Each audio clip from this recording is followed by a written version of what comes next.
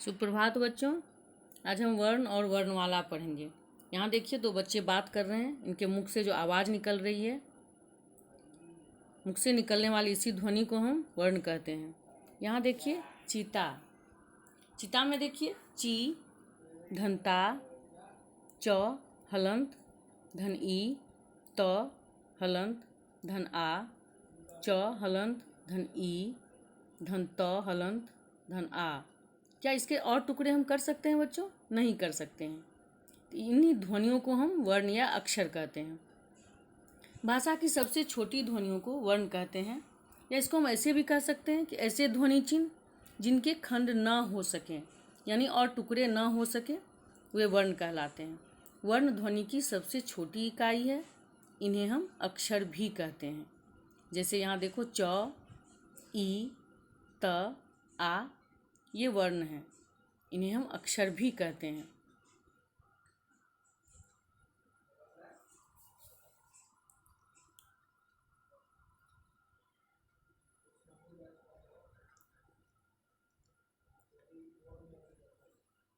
वर्ण वर्ण के दो भेद होते हैं, स्वर और व्यंजन।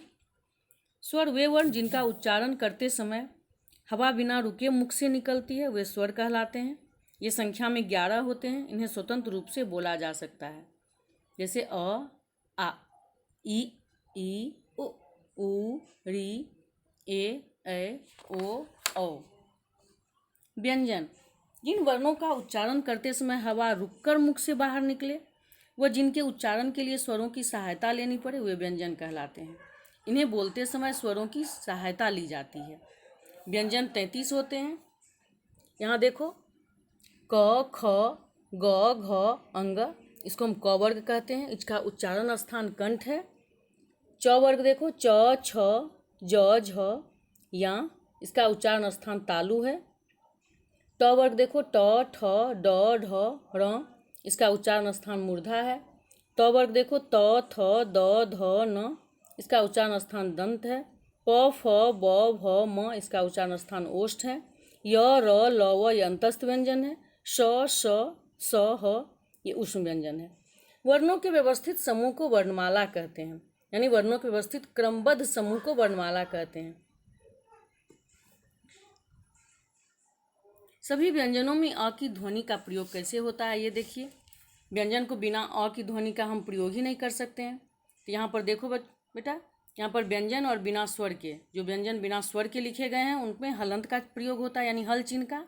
और जिनमें व्यंजन लगा हुआ है वो देखिए कैसे लिखा हुआ है, क, च, र, प, ये व्यंजन के साथ है, और बिना स्वर के जो है उनमें हलंत लगा हुआ है। संयुक्त व्यंजन दो व्यंजनों को मिला करके बोला अथवा जो लिखा जाए उसे हम संयुक्त व्यंजन कहते हैं, अथवा एक से अधिक व्यंजनों के मेल से बने व्यंजन को संयुक्त व्यंजन कहते हैं। जैसे छ, क हलंत धन श, क्षत्रिय, त हलंत धन र, त्रिशूल, ज हलंत धनिया, ज्ञानी, श हलंत धन र, श्रमिक। ये 4 संयुक्त व्यंजन हैं। ड, ढ, ज, फ, र, ढ, ज, फ, ये अन्य वर्ण हैं। इनका प्रयोग भी किया जाता है। डमरू, पकड़, ढोलक, पर, जल, जमीन, फूल, फिल्म।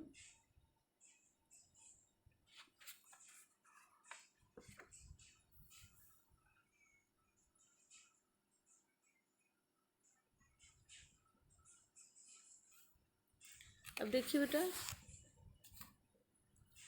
अंगा और अ, इसको अनुस्वार और विसर्ग कहते हैं। ये अयोगवाह है। वर्णमाला में अंग तथा अ को स्वरों के साथ लिखा जाता है, किंतु इनका उच्चारण स्वतंत्र रूप से नहीं हो सकता, अतः इन्हें अयोगवाह कहते हैं। ये न तो स्वर हैं और न ही ये व्यंजन हैं। अंगा को हम अनुस्वार भी कहते हैं, और इसको हम बिंदी के अनुसार प्रयोग करते हैं। यहाँ विसर्ग को देखिए, ये शब्द के अंत में इसका प्रयोग होता है। अंगा का प्रयोग देखिए, जिसको हम अनुस्वार भी कहते हैं। जब किसी स्वर का उच्चारण करते समय हवा केवल नासिका से निकले तो उसे लिखते समय वर्ण के ऊपर लगाते हैं बिंदी के रूप में। इससे बनने वाले शब्द देखिए, पतंग, बंदर, झंडा, बंदूक, अह यानी विसर्ग, इस ध्वनि चिन्ह का उच्चारण ह के समान होता है और ये शब्द के अंत में प्रयोग होता है, जैसे प्रातः, नमः। यहाँ देखिए चिन्ह दिया हुआ है, 2 बिंदी का प्रयोग किया गया है, ये शब्द के अंत में इसका प्रयोग होता है। प्रायः, दुख। यहाँ देखिए बेटा चंद्रबिंदु या अनुनासिक, जब किसी वर्ण का उच्चारण करते समय हवा नासिका व मुख दोनों से निकले तो उसे लिखते समय ये चांद के ऊपर बिंदी लगा हुआ रहता है, इसे चंद्रबिंदु कहते हैं, यही अनुनासिक है। इससे बनने वाले शब्द देखिए दांत, सांप, चांद, मूंछ, इसे हम चंद्रबिंदु या अनुनासिक कहते हैं। ये देखिए आगत, इसे आगत स्वर कहते हैं। जैसे हिंदी में कुछ अंग्रेजी भाषा के शब्द भी बोले जाते हैं जिनके लिए आ शब्द का स्वर आता है, ये आगत स्वर कहलाते हैं। जैसे बाल, बॉल, बॉल में देखिए आगत स्वर का प्रयोग हुआ है। डॉल, डॉल में भी देखिए आगत स्वर का प्रयोग हुआ है। जैसे हम डॉक्टर बोलते हैं उसमें भी इसका प्रयोग होता है। ये सिर्फ आधा चांद होता है। बच्चों इस पाठ को आप अच्छे से पढ़ेंगे। यहाँ पर कुछ प्रश्न दिए गए हैं। वर्ण की परिभाषा लिखिए तथा वर्णों के भेद उदाहरण सहित बताइए।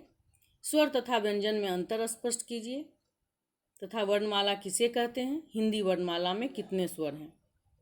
बच्चों इस पाठ को आप ध्यान से पढ़ेंगे और यहाँ जो ये 3 प्रश्न दिए गए हैं उसका उत्तर आप स्वयं से लिखेंगे। धन्यवाद बच्चों।